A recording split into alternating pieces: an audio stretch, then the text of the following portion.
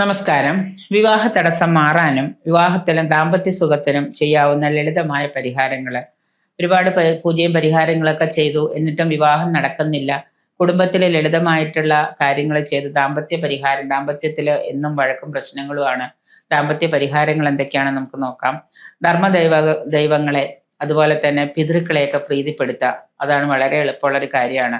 നമ്മുടെ കുലദേവത ആരാണെന്ന് അറിഞ്ഞ് കുലദേവതയെ പ്രീതിപ്പെടുത്തുക, ധർമ്മദേവതകളെ പ്രീതിപ്പെടുത്തുക, പിതൃക്കളെ പ്രീതിപ്പെടുത്തുക.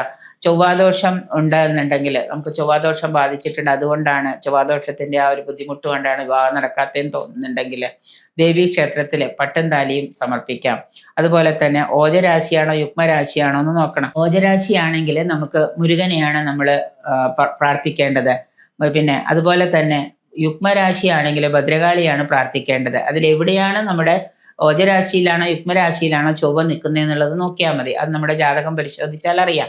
ഇനി അതുപോലെ തന്നെ ശിവപാർവതി ക്ഷേത്രത്തിലെ പട്ടും താലിയും സമർപ്പിക്കാം.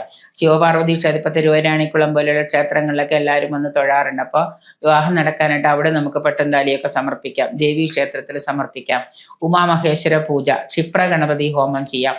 നല്ലൊരു കർമ്മിയെ കൊണ്ട് ക്ഷിപ്ര ഗണപതി ഹോമം ചെയ്യിച്ചിട്ട് അതിനോട് കൂടി ചേർന്ന് സ്വയംവര ഹോമം അതുപോലെയുള്ള ഹോമങ്ങളൊക്കെ ചെയ്തു കഴിഞ്ഞാൽ വിവാഹം തടസ്സം മാറി കിട്ടുന്നതാണ്. തിങ്കളാഴ്ച വ്രതം, സോമവാര വ്രതം നോൽക്കാം.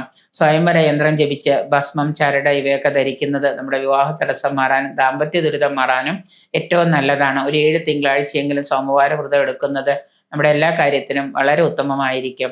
ഗുരുവായൂർ ക്ഷേത്രത്തിൽ സ്വയംവരം കൃഷ്ണനാട്ടം നടത്തുക. 7-ൽ രാഹു, 5-ൽ രാഹു, 9-ൽ ശനി, ഇവയൊക്കെ നമുക്ക് വിവാഹത്തിന് തടസ്സമാവാം.